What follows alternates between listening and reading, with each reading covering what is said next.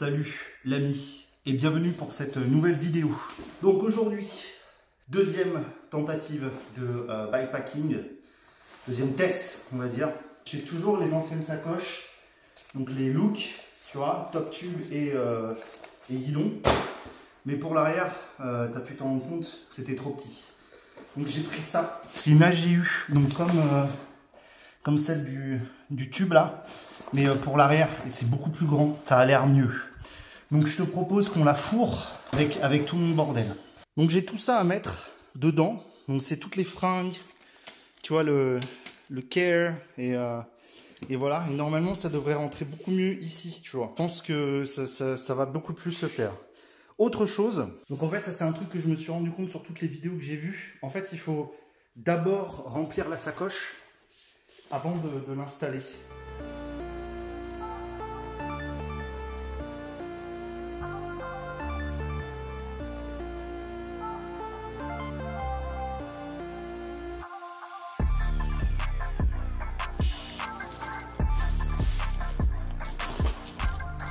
Ça a l'air beaucoup mieux en effet.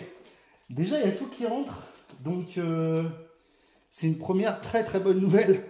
Tout rentre dedans et j'ai même encore beaucoup de place. C'est cool. Là, ça faille pas. Donc, maintenant, on va l'installer sur le vélo. Tu vas voir, c'est beaucoup mieux. Donc, installation sur le bicyclette.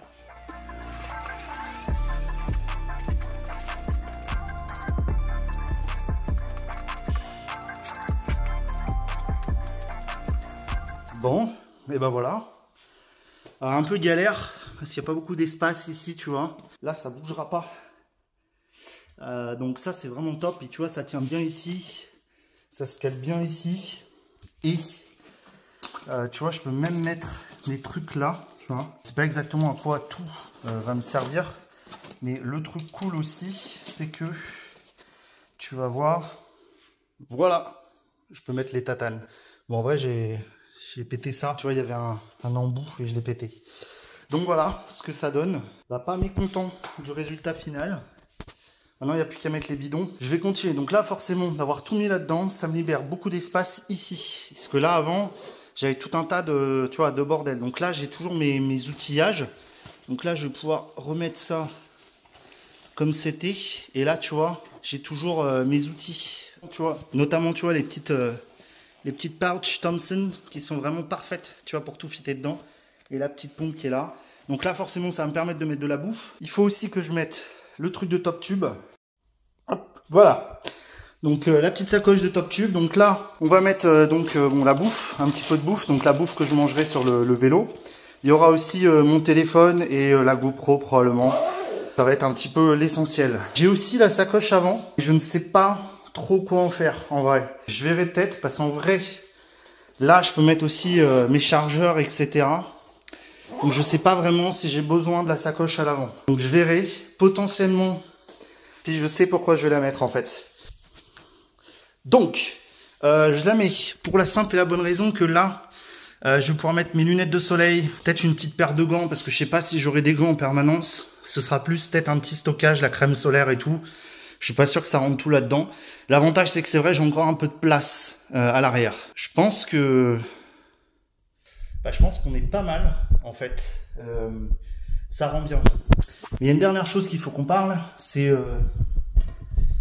les roulettes. Ce que tu le vois, c'est à nouveau les miches.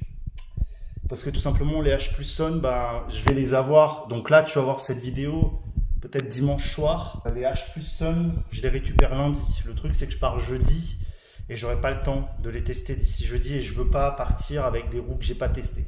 Les Mich, c'est vraiment l'entrée de gamme, mais j'ai eu aucun problème. Je les ai depuis l'époque du Scream. Donc ça fait plus de 2 ans que je les ai. Elles n'ont pas bougé. Même après la Blois, le Mobility Challenge, qui était quand même très très violent hein, pour le vélo. Elles n'ont pas bougé, donc je vois pas pourquoi je les changerais et je pense pas que je vais les changer maintenant. Donc elles feront bien le boulot, toujours montées avec les petits Pana Racer Fairweather et en plus l'avantage c'est que c'est vrai que ça fait un petit peu moins large, donc c'est plutôt pas mal. Donc ça ne bougera pas. Et je pense que là on a une belle config et je te propose maintenant de passer à la partie 2 de cette vidéo. Je ne sais pas encore comment ça va se passer, mais croise les doigts maintenant pour que ça se passe bien, parce que jusqu'à présent là, tout s'est bien passé. Donc j'espère que ce test numéro 2 va bien se passer. C'est parti.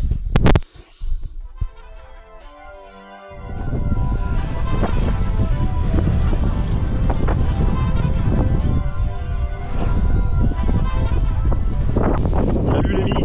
Enfin, en fait c'est la même vidéo, et cette fois-ci on est sur le vélo. Et là, ça fait déjà 10 bornes. Aucun problème signalé. Il fait beau, comme tu peux le constater, sur les bords de Loire. Alors, c'est sûr que le comportement du vélo est complètement différent. Je sais pas si tu verras, mais tout le poids est à l'arrière en fait. Ce qui fait que l'avant est très très léger et ça... c'est bizarre. Le ratio de 46... 19 fonctionne bien, j'en suis content. Je te propose de continuer et je te reprends un peu plus tard.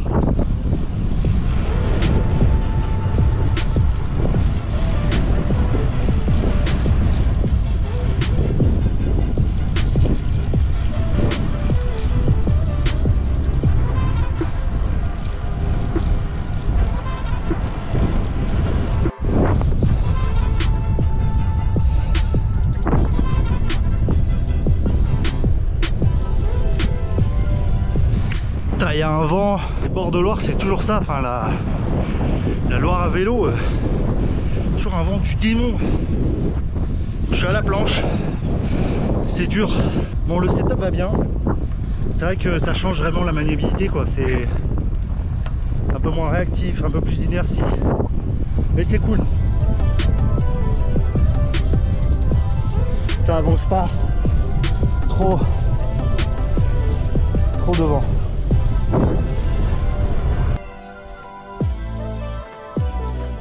Fuck. Donc pour l'instant tout va bien, 20 km in et je me régale. Petite pause et puis ça repart.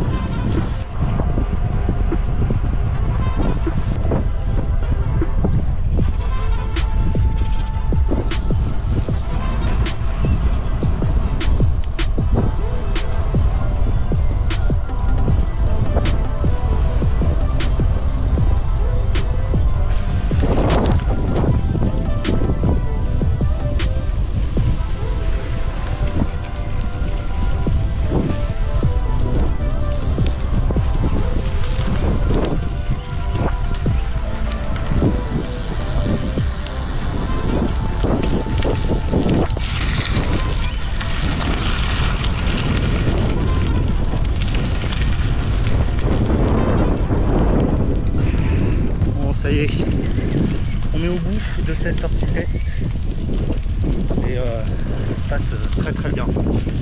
Franchement, que du kiff, très très beau.